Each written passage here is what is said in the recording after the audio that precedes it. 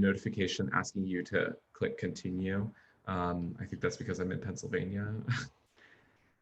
And we should be recording now. So I'm going to hand over the word to Rachel, and then Clayton, I'm sure you, in the Q&A that we can come together.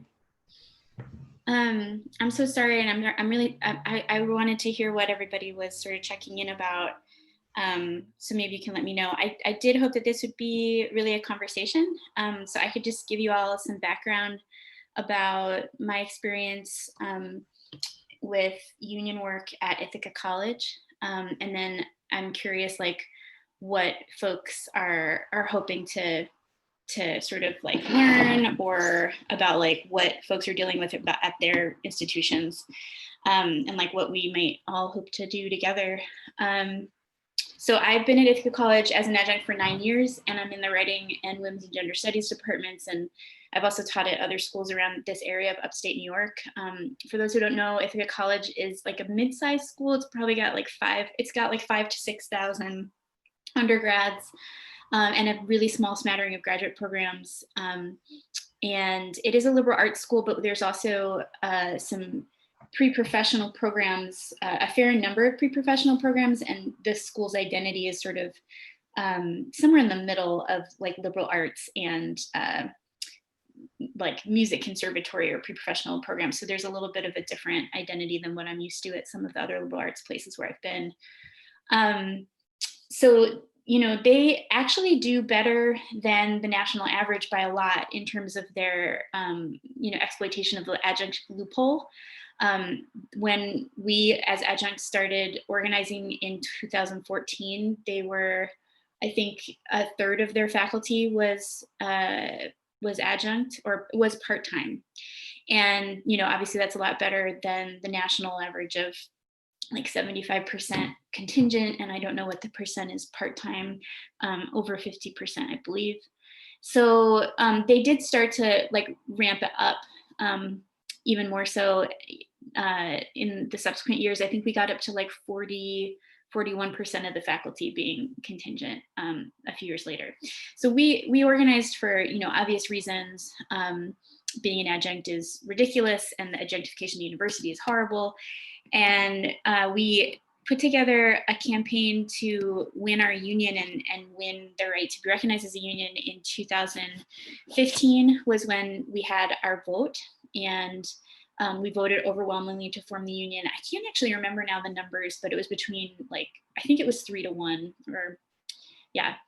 It was pretty overwhelming support amongst the adjuncts. We formed first as a part-timers union, and then folks who were on 1-year full-time contracts joined us the following year. The next thing that we did, obviously, was we started, you know, building our campaign to win a good first contract. That first bargaining process took a really long time. It ended up in the end taking a little over 1.5 years. The administration at Ithaca College changed immediately after we ratified our first contract. So we've had 2 different administrations. The first one was the one that saw us through the contract ratification, and that was an administration that got voted no confidence by the students and then the faculty. This was the administration of Tom Rashan, and some of this was in the national news. An amazing group of students called POC at IC, standing for People of Color at IC. They organized this like massive student movement. It was really amazing and wonderful, in order to oppose the administration. And then faculty joined in saying, yeah, and also there are these other problems.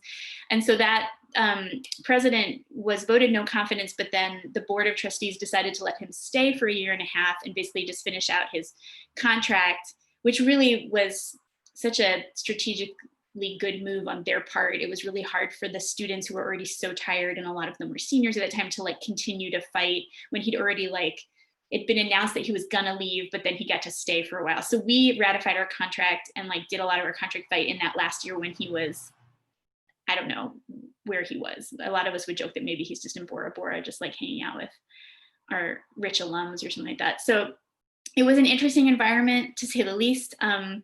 And we it was a really, really hard contract fight. The folks that we never really dealt with the president, but all of his, number twos and number threes, they were just extremely hostile to us. And obviously for all of us at that time, we hadn't ever unionized at another place before, so we didn't have anything to compare it to, but our SEIU staff people were continually just like taken aback, and we're like, wow, they want to fight over that little thing? Like, I've never encountered that before. Like, okay, I guess we have to fight over that too. Everything was just ridiculous, and everything was really, really contentious. And we ended up having to like really create a big movement. We had multiple rallies, escalating each time, bigger in numbers. We had students doing like enormous actions for us. At one point, 3 of our full-time folks were let go, and we suspected that at least part of it was retaliation for being involved and leading the union. And so students did a sit-in of the administration building. It was just a lot was required in order to get like just some basic improvements in our working conditions. And the contract we ended up getting was really strong. I think at the time it was considered to be the strongest one in New York State, from where we had been to where we got to, that the gains were maybe the strongest. And at the same time, it's just such a first step. Since then, we've had a change in administration, and we've spent the last few years, doing the work of trying to hold them to the contract, which has been very hard. We thought we won X, and they have fought us at a lot of those turns, and that's just really rough, and has really, really hammered home the lesson that all of us learned in the campaign process, which is that the law is not the thing. The thing on the piece of paper is not really the thing. It's the power that you have in your solidarity in the people, and your ability to create, to apply pressure, your ability to apply pressure and build leverage. That was really, my big lesson, and I think a lot of ours during this whole process. And now we were going into our second round of contract negotiations. We were planning to do that. I think our first one was scheduled for sometime in late March. And so we ended up then having to have a huge fight with the administration to allow us to just extend our contract rather than go into negotiations. They thought that would be a fabulous time to do it. We thought, you're crazy. And we can't, we just literally cannot, because, we're all switching to online, and it's just not, we don't have it. So they did it in the end allow us to do that. And now our contract is up this spring. So now we're preparing right now to go into a new kind of negotiations. Last spring and last winter, when we were preparing initially for just a normal round, we were really interested and wanted to follow a bargaining for the common good model.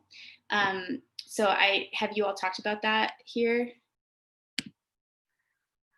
So we were really interested in that, and we were just like at the stage of reaching out to community members, both on campus and off. We'd reached out to Black Lives Matter in the community. We'd reached out to students, other staff on the campus who weren't unionized. And we're just like putting feelers out and asking people what they needed and what they wanted. We were reaching out through our town worker center. We have a really strong worker center in our town. So that was a really great hub for finding other people who might want to bring support to us and bring demands to our table. And so we were just starting to do that. So we really didn't get into the thrust of the work of that before COVID shut everything down. I would really like to do that again in the spring, but now we are also looking at, yes, the Tompkins County Worker Center is awesome. Yeah, thanks, Brett. And now we're looking at going to negotiations where Ithaca College has just announced, I don't know if you've seen it in the national news, but they've just announced 130-ish faculty layoffs. They're just doing austerity. That announcement came, that was when we all heard about it pretty much. There's been no faculty input on that process. There's been zero shared governance. they did a whole like 2 to 3 year process of, we got to contribute to a big document and a big strategic plan for the next 5 years. It has a name called Ithaca Forever that somebody got paid $50,000 in order to name it, I'm sure, so we all got to contribute our thoughts towards this document that has lots of words like excellent and nimble and robust, and just says nothing. I mean, it's so many words that says nothing. And so that was our input that, they're going to claim has led to this process of, now we're going to fire 130 of you in 3 months. The firing was announced early October. The cuts are supposed to be ready to go, I think by the end of this year, or maybe February at the latest. They're telling students that they're going to continue, that students will be able to still get their degree if they started in a certain program, even if that program has now been shut down. I don't understand that. The whole thing on the inside of it, if you've read any of the articles, the inside of it, it feels like just absolutely incompetent in terms of what's going on. It's so many of the faculty are just like, I can't even believe that this is the way that they're handling this. They didn't seem to have a press response ready when they announced the cuts, which is amazing. They have no reasons or data that really back up what they're doing. Their whole thing is just trust us. And so the faculty now are trying to mount a resistance to this. We're hoping that can be, really cross-rank. The adjunct union is like really hoping that the tenured folks will, be willing to form a cross-rank solidarity in that. And also, the trust us thing is like, especially now in America, I don't know how you sleep at night when you're an authority figure and you say that.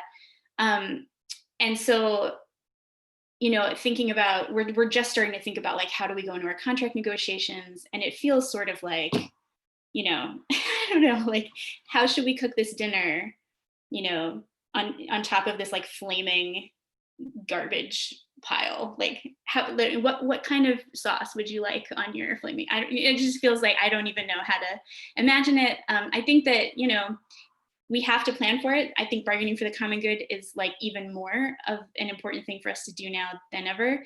But I don't, it's just this crazy time, and I'm sure that a lot of you all have similar stories. So right now, like our main focus right now really is trying to mount an effective resistance to the cuts. They have assured us that contingent faculty will go first, and that it's going to go up the line, really just in a gesture towards the pyramid scheme that is academia, because it doesn't make sense. They're going to cut the people who cost the least first, but it's really just a gesture towards the tenured faculty, I imagine, and the hierarchy, and keeping that in place.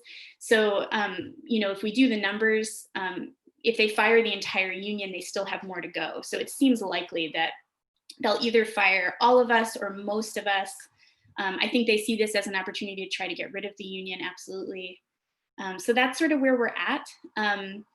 And I'm curious to hear like if people are, facing similar things at other colleges, and also like what specific questions you might have about our organizing, or what it's been like to organize at that specific kind of a college, or like with those specific circumstances. I'm happy to answer any of that as well.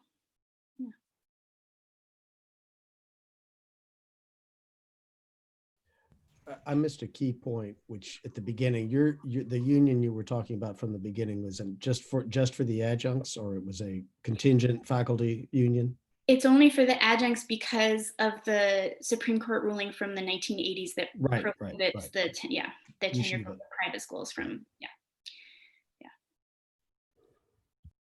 I had a question about whether, I know I heard that Wells College, well, first of all, thank you for, it's tragic what you're talking about, but I was hearing about Wells College, how the administration had gone ahead and negotiated with other institutions to relocate their faculty in the event that they might have to close down due to their numbers and the sort of the dragging crisis that they've been facing for years.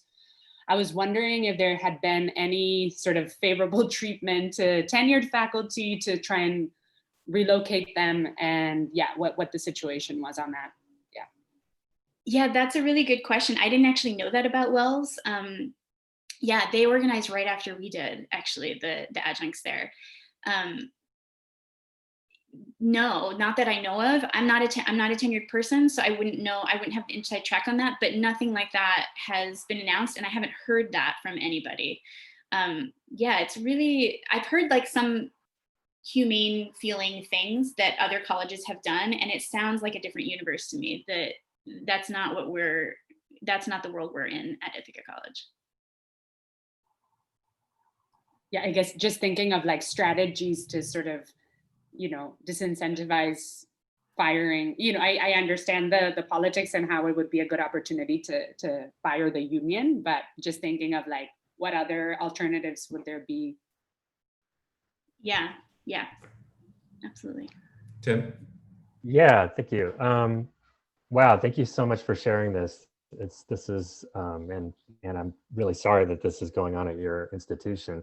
So I'm interested in kind of following up from Katrina. I'm interested in the story about the cross-rank solidarity. Can you talk a little bit more about how it was when you were forming the union? What kind of relationships or support did you or did you not get from tenure track or tenured people? And then what about with the cuts? How have they responded to your reaching out to them for this cross-rank kind of solidarity movement? So when we organized, a lot of the tenured faculty were either disinterested or opposed to the union. And then there were about a few hundred. I guess it was probably about a third or a quarter to a third of the tenured faculty who supported us and showed up to support us.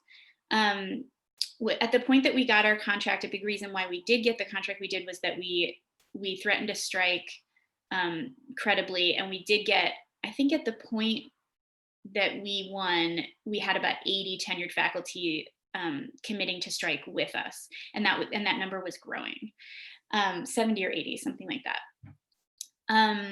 So it was mixed, and I found that a lot of the work that we had to do with tenured faculty was education, and it was just like over and over explaining that this is not about that I need a better job, like me personally. It's not about like, what did I do wrong in my life? This is about a system problem. Let's talk about it. I mean, that was the majority of the work that had to happen, and it had to happen over and over for a long time. And it still has to happen. Now, because it's clear they've said some tenured faculty will be fired. There's a lot of eagerness for solidarity, and it's coming a lot more easily. Something has changed in our faculty senate. I'm not sure what, but something in the culture has changed there. I used to serve on it, and it was really just there to like prop up the administration, and something has changed in the last few years, which is heartening, and they're really taking a lead in resisting these cuts, so that's good. I mean, it's good that they're saying, oh, we're going to cut everybody because then everybody can join in. They're also really just freaked everybody the hell out by doing it so quickly and announcing such a big number so fast. Everybody's so freaked out that the only thing that they have, they're agitated already. The administration has activated them. I think that another thing that is that's coming up for us is that the administration that came in after the folks who were removed, the new administration is made up almost entirely, or very, very primarily, of women of color, Black women and women of color. And so and because they came in under like this mandate and to do more and to make the institution, which is a predominantly white institution, to make the institution anti-racist, to really do D&I work, there is that mantle that they sort of operate underneath. I will say, like, from my perspective and from the perspective of some other faculty, I don't see since June of this year and since like the Black Lives Matter revolution going on this year, I'm not seeing the institution allocate resources to anti-racism. I'm seeing a lot of talk, but I don't see, we're all supposed to read How to Be Anti-Racist together. Okay, I'm sure that will help me get into heaven, but like, I'm not seeing the institutional like reallocation of resources, and I'm not seeing any announcement about that forthcoming. So I don't see that that being put into practice, that commitment to anti-racism. But what is happening is that because it's a PWI with a pretty strong liberal ethos, there's a lot of fear of appearing racist if you resist or go against anything that this women of color-led administration is doing. And so that is what we're experiencing more as a problem, and as a hesitancy, and as a, I don't know if we can form solidarity, because maybe we should just trust them and support them whatever they do, because of it is amazing. It's like, it really is singular and unique and amazing that it is such a largely women of color led leadership. We would all really like them to succeed, but there's absolutely no shared governance going on. And so a lot of people are really struggling with that. And yeah. I can understand that. Yeah, that makes sense. Thank you. Yeah. Could I just follow up on this question quickly? It's something I've been trying to wrap my head around, which is precisely the kind of like what seems to me to be one of the really fundamentally different things about the anti-racist discussions going on right now, and the movement, is that it moves away from the question of recognition and towards redistribution. And I'm curious if, as a union or in your conversations with people, what you detail makes a lot of sense to me. The ways in which you want these women of color who are in these leadership positions to succeed, but within the structures that they're given, there's no possibility of that. And then within the role that they have to play as the boss, they're going to continue to perpetuate the oppression of working people. And so I'm curious if you've been able to mobilize that language and say, well, if we're actually going to do anti-racism work, this is how you do it. You do it through solidarity, you do it through, and particularly you mentioned in the bargaining for the common good that you guys are kind of starting to lay out, making connections to the very powerful Black Lives Movement in Ithaca, the Tompkins County Worker Center. Just curious, like what your messaging has been on that, because it just seems like a really important part of that conversation that keeps on getting clawed back by liberalism, back into like, recognize diversity, recognize inclusion. And you're like, no, it's about redistribution, Right.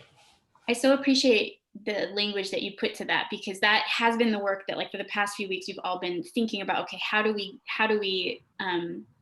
put this message out there, and how do we demonstrate that we're operating at these intersections of anti-racism and also pro-labor, and just like pro-people. And I so appreciate that language that you're articulating there, because that helps me think about it.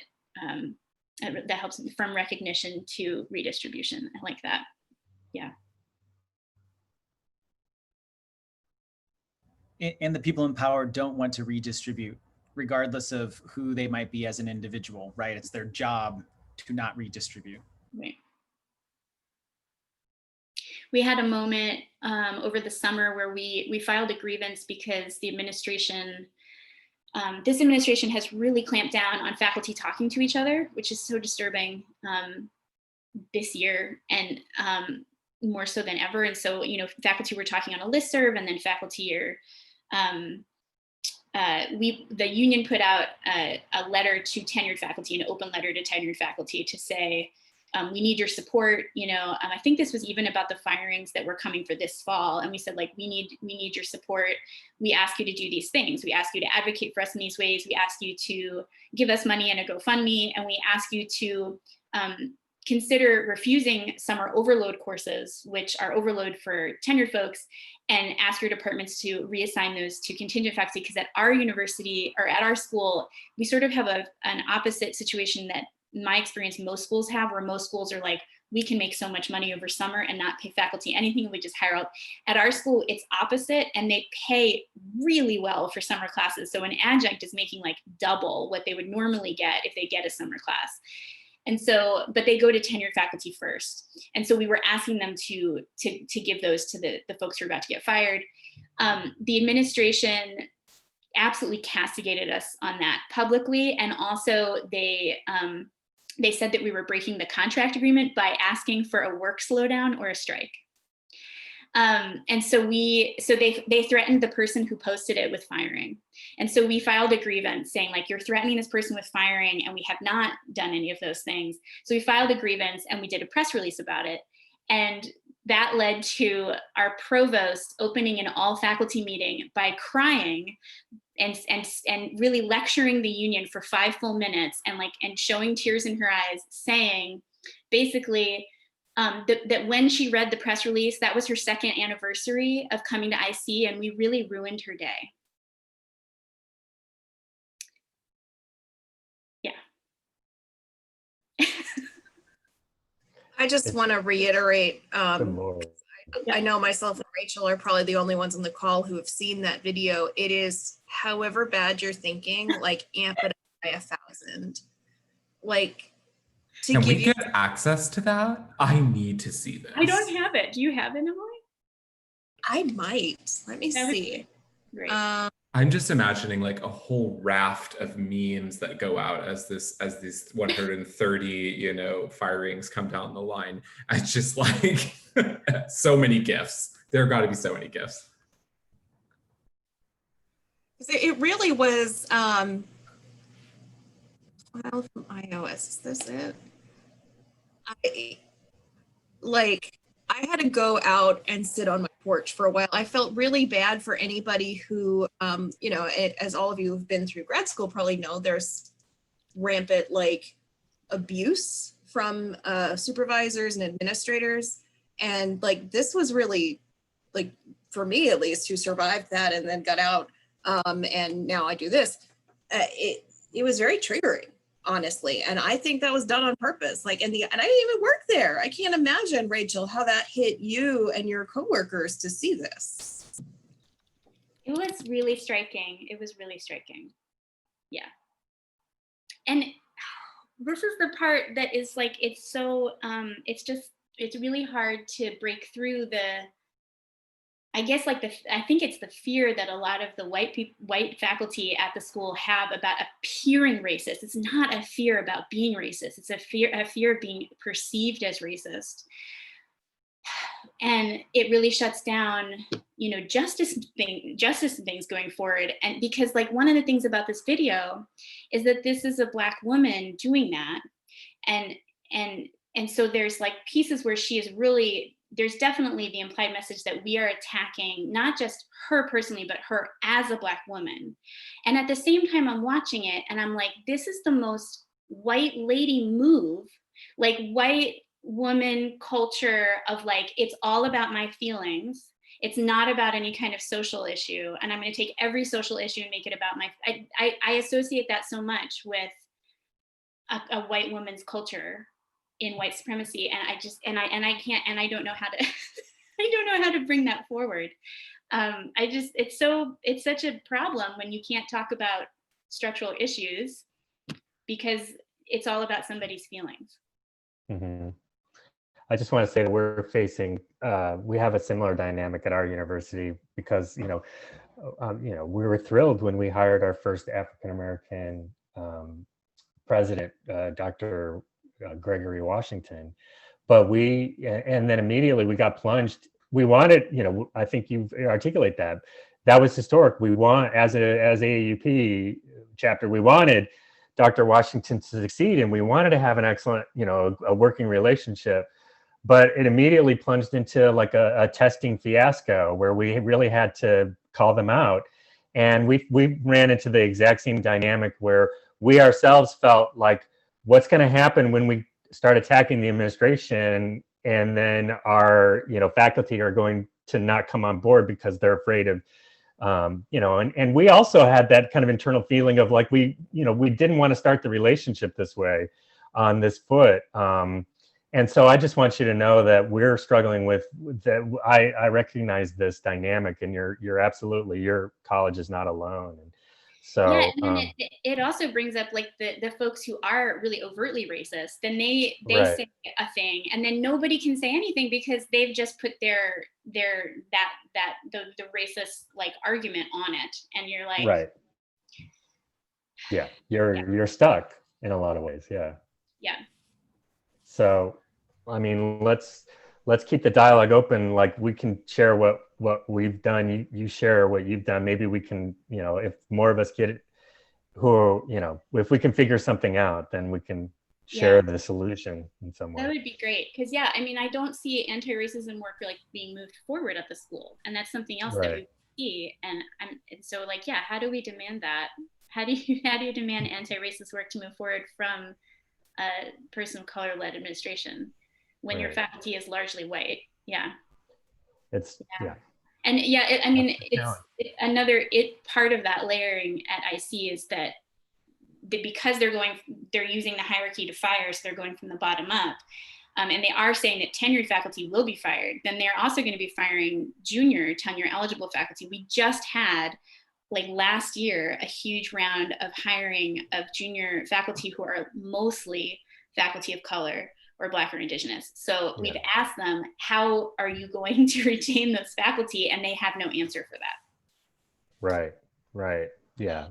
Same thing at Mason, that if a faculty of color disproportionately in like a assistant professor, kind of junior positions. So so they'll be first, right? Yeah. Right. So yeah, I'm sorry that I can't come with more fire and inspiration today, but I would love to come back and see how we can all work together across the country, because now is definitely now is the time. Yeah. It's always now is the time, but yeah, now is the time. Yeah, absolutely. Thank you. I mean, this is a space for solidarity. And so in whatever way that we can support you, either as individuals at our different institutions, like with Tim, or I'm going to put you in touch with Clayton, who's at Washington College, but also through the network as well. However we can support your struggle at Ithaca College. Thank you so much for sharing your experience. And I do think in many ways, for me at least, it was quite inspirational for those of us working particularly at LACS, but also the particular issues that you talked about. Thank you so much for having me, y'all. Thank you. Also, I'll just make a note that I'll stay around for any new folks that want to talk, and I can catch you up on what University Workers has been doing.